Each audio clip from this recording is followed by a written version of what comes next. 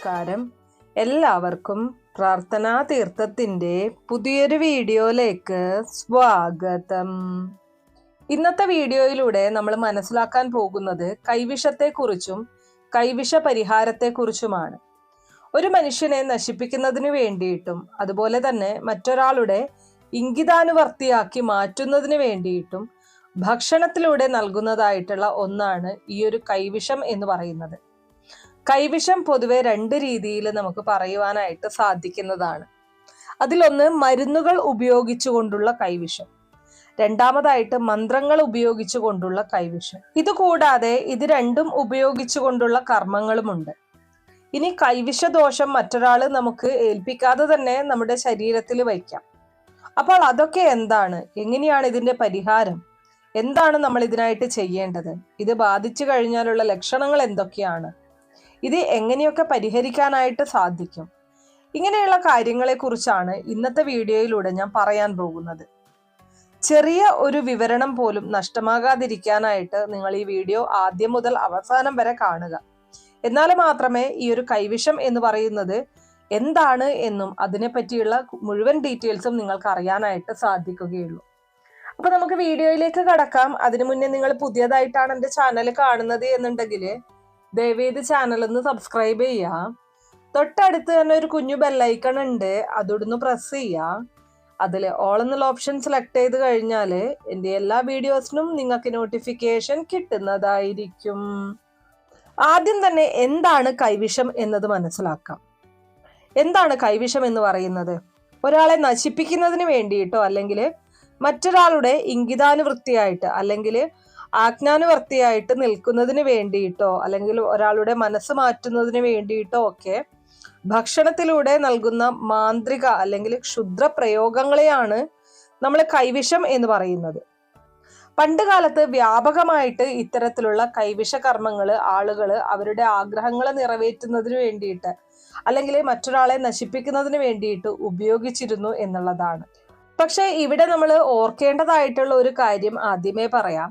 ഒരാള് അയാളുടെ ശത്രുവിനെ നശിപ്പിക്കുന്നതിന് വേണ്ടിയിട്ട് ഇത്തരത്തില് ഒരു ദുഷ്കർമ്മം അല്ലെങ്കിൽ ഒരു കൈവിഷ കർമ്മം ചെയ്തു കൊടുക്കുകയാണ് എന്നിരിക്കട്ടെ. താൽക്കാലികമായിട്ട് ഇയാൾക്കൊരു വിജയം ഉണ്ടാകുമെങ്കിലും ഇതിന്റെ തിരിച്ചടി എന്ന് പറയുന്നത് വളരെ ഭയാനകമാണ്. ആരാണോ കൈവിഷം നൽകുന്നത് ആ ഒരു വ്യക്തിയുടെ 7 തലമുറയോളം ആ ഒരു പാപം നിലനിൽക്കും എന്നുള്ളതാണ്. കുഞ്ഞുകുട്ടി സന്താനങ്ങൾക്ക് മുഴുവൻ രോഗബാധകളൊക്കെ തന്നെ സംഭവിക്കുന്നതുമാണ്. മാത്രവുമല്ല, ഏതൊരു കർമ്മിയാണോ അല്ലെങ്കിൽ ഏതൊരു മാന്ത്രികനാണോ ഇത്തരം കർമ്മങ്ങൾ ചെയ്തു കൊടുക്കുന്നത് ആ ഒരു വ്യക്തിയുടെയും തുടർന്നുള്ള ജീവിതം അസഹ്യകരമായ രീതിയിൽ ദുരിതങ്ങൾ നിറഞ്ഞതായിരിക്കും. സന്താനങ്ങൾക്ക് അരിഷ്ടതകൾ ഉണ്ടാകാം, അതുപോലെ തന്നെ അവർക്ക് പല രീതിയിലുള്ള ബുദ്ധിമുട്ടുകൾ അനുഭവത്തിൽ വരാം. ഈ കാര്യങ്ങളും ഇത്തരത്തിലുള്ള കർമ്മങ്ങൾ ചെയ്യുന്നതിലൂടെ ഉണ്ടാകാൻ സാധ്യതയുണ്ട്. അതുകൊണ്ട് ഇത്തരത്തിലുള്ള ഒരു കർമ്മം നിങ്ങളാരും ചെയ്യാതിരിക്കുക എന്നുള്ളതാണ് ഏറ്റവും പ്രധാനമായിട്ടും എടുത്തു പറയേണ്ടത്. പിരിഞ്ഞിരിക്കുന്ന ഭാര്യ ഭർത്താക്കന്മാർക്കിടയിൽ അവരെ ബന്ധത്തെ ഊട്ടി ഉറപ്പിക്കുന്നതിന് വേണ്ടിയിട്ട് കൈവിഷം എന്ന് പറഞ്ഞുകൂടാ. എന്നിരുന്നാലും വശ്യ സംബന്ധമായിട്ടുള്ള ചില മന്ത്രങ്ങള്, ചില പ്രയോഗങ്ങള് അല്ലെങ്കിൽ കർമ്മങ്ങള് ഭക്ഷണത്തിലൂടെ കൊടുക്കാറുണ്ട്. അത് ഒരു തെറ്റല്ല. ഒരാളെ നശിപ്പിക്കുക എന്ന ലക്ഷ്യത്തോടു കൂടിയിട്ട് ഈ ഒരു കർമ്മം ചെയ്യുമ്പോഴാണ് ഇതിൽ നിന്നും തിരിച്ചടികൾ ഉണ്ടാകുന്നത്. കാരണം ഇവിടെ ഒരു വ്യക്തിയെ നശിപ്പിക്കുക എന്ന ലക്ഷ്യത്തോടു കൂടി ഭക്ഷണത്തില് വിഷമയമായ ചില വസ്തുക്കളാണ് ചേർത്ത് കൊടുക്കുന്നത്. അപ്പോൾ ഒരാളെ നശിപ്പിക്കുക എന്ന ലക്ഷ്യത്തോടു കൂടിയിട്ട് ഈ കൈവിഷം എങ്ങനെയാണ് തയ്യാറാക്കുന്നത് എന്നുള്ളത് നമുക്കൊന്ന് മനസ്സിലാക്കാം. ഒരു മനുഷ്യനെ നശിപ്പിക്കുന്നതിന് വേണ്ടിയിട്ട് പ്രകൃതിയിൽ തന്നെ കാണപ്പെടുന്ന ചില വസ്തുക്കൾ ചില പ്രത്യേക രീതിയിൽ സംസ്കരിച്ചെടുക്കുന്ന ഒന്നാണ് ഈ കൈവിഷം എന്ന് പറയുന്നത്. ശത്രുവിന്റെ ആരോഗ്യത്തെയും മാനസിക നിലയെയും തകർക്കുക എന്ന ലക്ഷ്യത്തോടു കൂടിയാണ് ഇത് ഭക്ഷണത്തിൽ കലർത്തി കൊടുക്കുന്നത്. ഇതോടെ ആ ഒരു വിഷവസ്തു കഴിക്കുന്ന ആൾക്ക് ക്രമേണ ശാരീരികവും മാനസികവുമായിട്ടുള്ള വൈകല്യങ്ങള്, നാഡീ സംബന്ധമായിട്ടുള്ള അസുഖങ്ങള്, ശരീരത്തിന് ക്ഷീണം, തളർച്ച, ഇങ്ങനെയൊക്കെയുള്ള ദോഷങ്ങൾ ഉണ്ടാവുകയാണ് ചെയ്യുന്നത്. ഇത്തരം വിഷമയമായ കാര്യങ്ങൾ ഉപയോഗിക്കാതെയുള്ള ഒരു കൈവശ്യ രീതിയുമുണ്ട്. ഇത് വശ്യപ്രയോഗങ്ങൾക്ക് വേണ്ടിയിട്ട് ഉപയോഗിക്കുന്ന കർമ്മങ്ങളാണ്.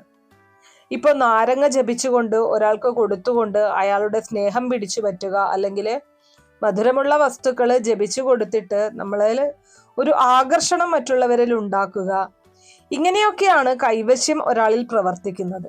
ഇത് കഴിക്കുന്ന ഒരാളില് ആരോഗ്യപരമായോ ശാരീരികപരമായോ പ്രശ്നങ്ങളോ ഒന്നും തന്നെ ഉണ്ടാകുന്നില്ല.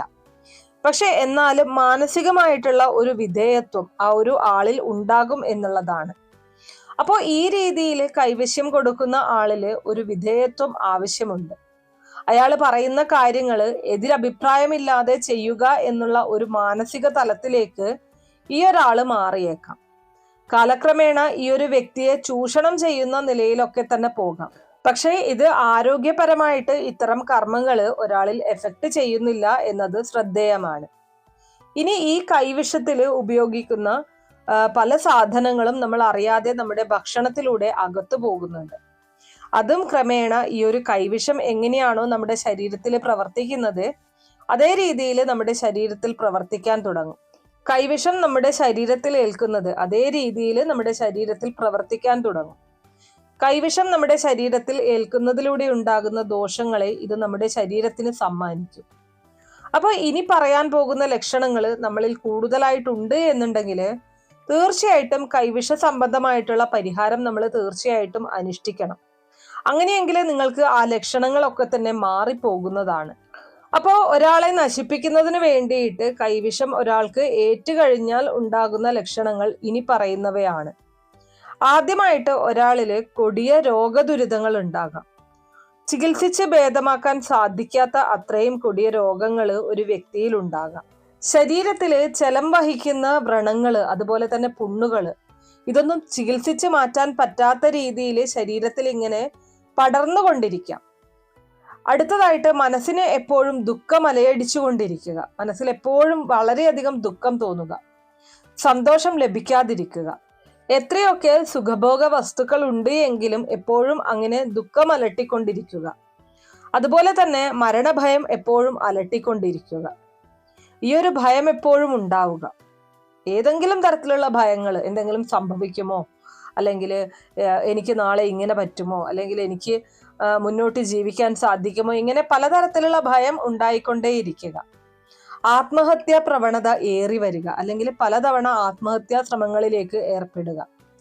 ഈശ്വര വിശ്വാസം കുറഞ്ഞിരിക്കും. ദേഷ്യം വളരെ കൂടുതലായിരിക്കും.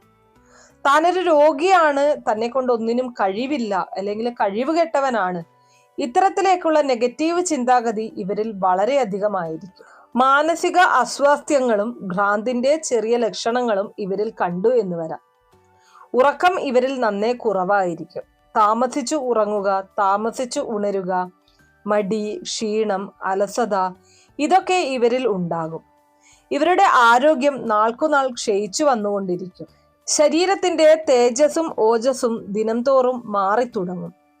അങ്ങനെ അനേകം ലക്ഷണങ്ങൾ കൈവിഷത്തിൻ്റെതായിട്ട് നമുക്ക് പറയുവാൻ സാധിക്കും. ഈ പറഞ്ഞതില് ഏറെക്കുറെ ലക്ഷണങ്ങൾ ഒരാളിൽ കാണപ്പെടുന്നു, സ്ഥിരമായിട്ട് കാണപ്പെടുന്നുണ്ടെങ്കിൽ ഉറപ്പിക്കാം അത് കൈവിഷത്തിന്റെ ദോഷം കൊണ്ട് ഉണ്ടാകുന്നതാണ്. അപ്പോൾ ഇങ്ങനെ ലക്ഷണങ്ങൾ ഉണ്ട് എന്നുണ്ടെങ്കിൽ ഒരു തരത്തിലും ഭയപ്പെടേണ്ടതില്ല. അതിന്റെ കൃത്യമായിട്ടുള്ള പരിഹാരവും ഞാൻ ഇന്നിവിടെ പറയുന്നുണ്ട്. ഏറ്റവും പവർഫുൾ ആയിട്ടുള്ള ഒരു പരിഹാര മാർഗമാണ്. ഇതിനപ്പുറം മറ്റൊരു പരിഹാരമില്ല എന്ന് തന്നെ പറയാം. അതിനു മുൻപ് തന്നെ ഒരു കാര്യം കൂടെ പറയുകയാണ്. നമ്മുടെ ശരീരത്തിൽ ഉണ്ടാകുന്ന ചെറിയ കുരുക്കളോ ചെറിയ അസുഖങ്ങളോ ചെറിയ ഉറക്കക്കുറവോ ഇതൊന്നും കൈവിഷത്തിന്റെ ദോഷമല്ല. 1-2 ദിവസം നിങ്ങൾക്ക് ഉറങ്ങാൻ സാധിച്ചില്ല, ഉടനെ ഈ കൈവിഷമാണോ അല്ലെങ്കിൽ അങ്ങനെയുള്ള പരിഭ്രമം ഒന്നും വേണ്ട. അതുകൊണ്ട് തന്നെ നമ്മളിതിൽ പറഞ്ഞിട്ടുള്ളതായിട്ടുള്ള ആരോഗ്യ പ്രശ്നങ്ങൾ നിങ്ങളെ അലട്ടുന്നുണ്ട് എങ്കിൽ നിങ്ങൾ ആദ്യം അതിനെ ചികിത്സിക്കുകയാണ് വേണ്ടത്. ചികിത്സ ഫലിക്കുന്നില്ല അല്ലെങ്കിൽ ചികിത്സ കൊണ്ട് കുറയുന്നില്ല എന്നുണ്ടെങ്കിൽ മാത്രമാണ് നിങ്ങൾ ഈ പറയാൻ പോകുന്ന കർമ്മത്തെ അനുഷ്ഠിക്കേണ്ടത്. ഈ കൈവിഷമായിട്ട് ബന്ധപ്പെട്ട് നിലനിൽക്കുന്ന ഒരു വിശ്വാസമുണ്ട്. ഏതൊരു വസ്തുവിലാണോ കൈവിഷം നൽകുന്നത് അത് നമ്മുടെ വയറിനുള്ളിൽ പോയിട്ട് ഒട്ടിയിരിക്കും, അത് നിന്ന് വളരും എന്നൊക്കെ. ഇത് ഒരു മിഥ്യാധാരണയാണ്. വ്യക്തിപരമായിട്ട് ഈ ഒരു കാര്യത്തിനോട് എനിക്ക് യോജിക്കുവാൻ കുറച്ച് ബുദ്ധിമുട്ടുണ്ട്. നമ്മുടെ വയറിനുള്ളിൽ ഏതൊരു വസ്തു പോയാലും അതവിടെ ദഹിക്കും എന്നുള്ളതാണ്. അതുകൊണ്ട് തന്നെ ഒരു വ്യക്തിയെ നശിപ്പിക്കുന്നതിനായിട്ട് നമ്മുടെ ഉള്ളിലേക്ക് പോകുന്ന ആ ഒരു കൈവിഷം തീർച്ചയായിട്ടും അതവിടെ ദഹിക്കുകയും അങ്ങനെ ദഹിച്ചിട്ടുണ്ടാകുന്ന ആ ഒരു വിഷത്തിൻ്റെതായിട്ടുള്ള ഘടകങ്ങള് നമ്മുടെ ശരീരത്തിലെ രക്തത്തിലേക്ക് കലരുകയും അത് ശരീരത്തിന്റെ വിവിധ കലകളിലേക്ക് എത്തുകയും നാഡീവ്യൂഹത്തെ ബാധിക്കുകയും ഒക്കെയാണ് ചെയ്യുന്നത്. നമ്മുടെ നാഡീവ്യൂഹത്തെ ബാധിക്കുന്നതോടുകൂടി ശരീരത്തിലെ അംഗങ്ങൾക്ക് ബലക്ഷയം സംഭവിക്കുക, മനസ്സിന് അതിയായിട്ടുള്ള ദുഃഖം, മാനസിക ആരോഗ്യം ഇതൊക്കെ കുറഞ്ഞു പോവുക, ഈ ഒരു രീതിയിലാണ് നമ്മുടെ ഈ ഒരു കൈവിഷം പ്രവർത്തിക്കുന്നത്. ഇനി ശരീരത്തിന്റെ സ്കിന്നിലേക്ക് ബാധിക്കുന്നതോട് കൂടിയിട്ട് അവിടെ കുരുക്കൾ ഉണ്ടാവുകയും അത് ചൊറിഞ്ഞു പൊട്ടുകയും കൂടുതൽ വ്യാപിക്കുകയും ചെയ്യുന്നതാണ്. ഈ കൈവിഷം വയറിനുള്ളിൽ തന്നെ പറ്റിപ്പിടിച്ചിരിക്കും എന്ന ആ ഒരു ചിന്തയുടെ പുറത്താണ് കൈവിഷം ഛർദിപ്പിക്കുന്ന ഏർപ്പാട് വന്നിട്ടുള്ളത്. ഇവിടെ ശ്രദ്ധിക്കേണ്ടുന്ന ഒരു കാര്യം, നമ്മുടെ ആമാശയത്തിൽ മാത്രമുള്ള കാര്യങ്ങൾ മാത്രമേ നമുക്ക് ഛർദിച്ച് പുറന്തള്ളുവാനായിട്ട് സാധിക്കുകയുള്ളൂ.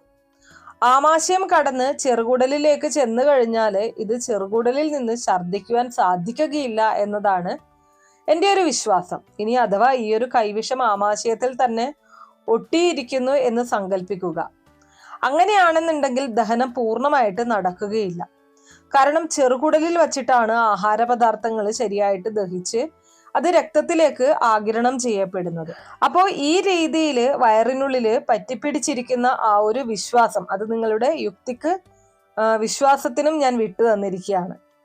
അപ്പോൾ അത്തരത്തിൽ നമ്മുടെ ശരീരത്തിൽ എത്തിപ്പെടുന്ന കൈവിഷം പൂർണ്ണമായിട്ട് പരിഹരിക്കപ്പെടുന്നതിന് ആയുർവേദപരമായിട്ട് നിർദ്ദേശിക്കപ്പെടുന്ന ഒരു നെയ്യാണ് പഞ്ചഗവ്യഘൃതം. പഞ്ചഗവ്യഘൃതം, മഹത് പഞ്ചഗവ്യം, അതുപോലെ തന്നെ ബൃഹത് പഞ്ചഗവ്യം തുടങ്ങിയ പേരുകളിലും നമുക്ക് പഞ്ചഗവ്യം നെയ്യ് വാങ്ങുവാൻ ലഭിക്കുന്നതാണ്.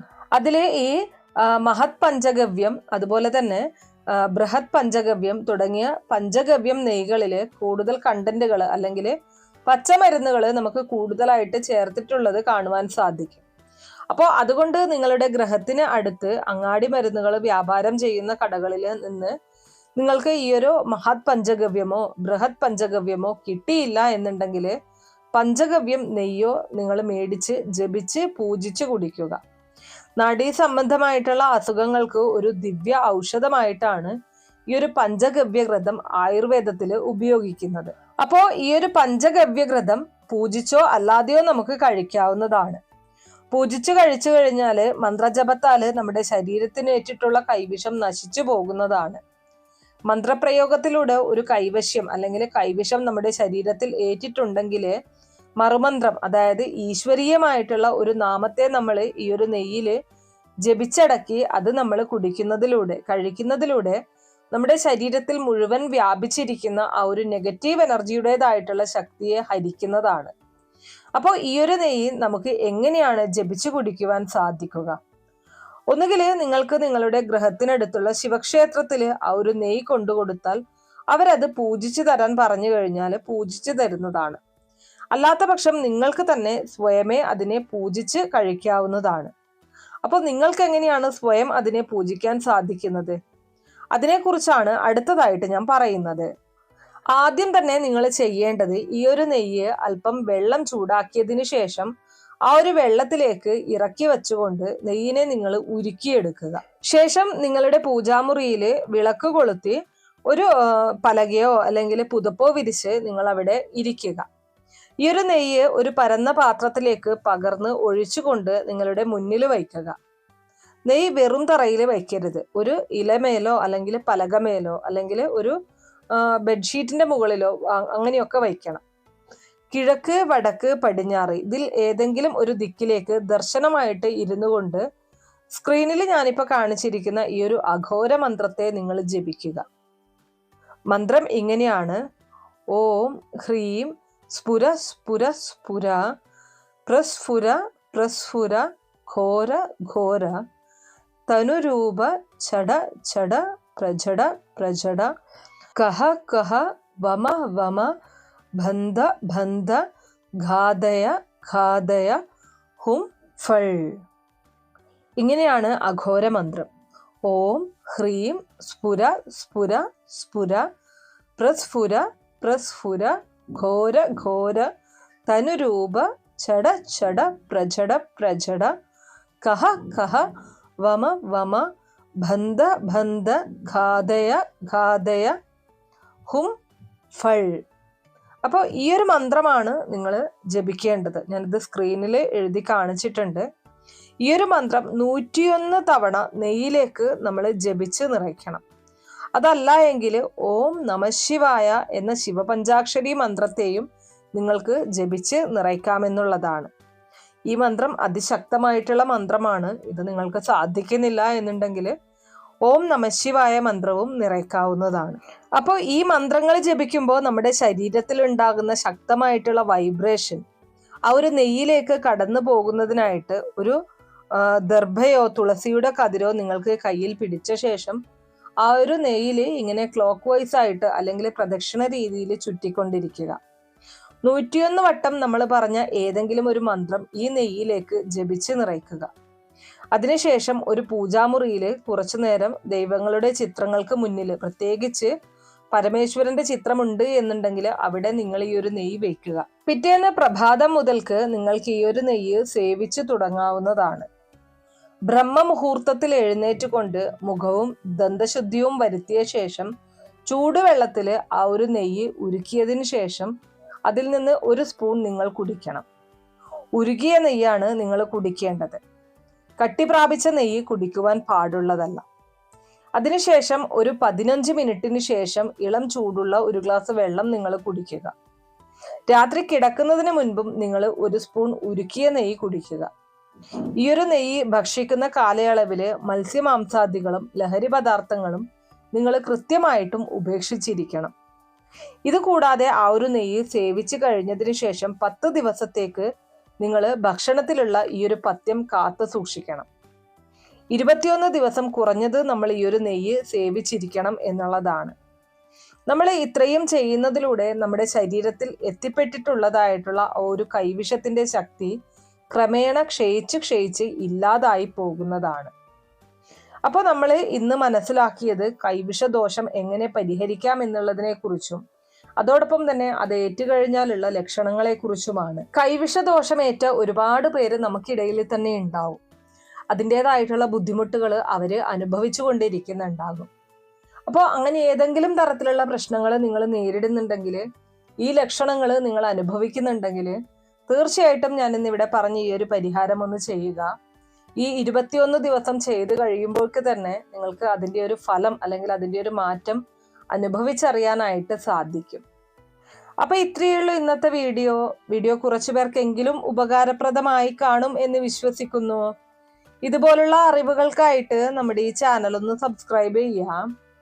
വീഡിയോ ഇഷ്ടമാണെങ്കിൽ ലൈക്ക് ചെയ്യാനും ഷെയർ ചെയ്ത് മറ്റുള്ളവരിലേക്ക് എത്തിക്കാനും മറക്കരുത്. നിങ്ങൾക്ക് ഏതെങ്കിലും തരത്തിലുള്ള സംശയങ്ങളോ അഭിപ്രായങ്ങളോ നിർദ്ദേശങ്ങളോ ഇനി ഏതെങ്കിലും കാര്യങ്ങളെ കുറിച്ച് അറിയാനുള്ള താല്പര്യമോ ഉണ്ടെങ്കിൽ തീർച്ചയായിട്ടും കമന്റ് ബോക്സ് വഴി അറിയിക്കാവുന്നതാണ്. നന്ദി.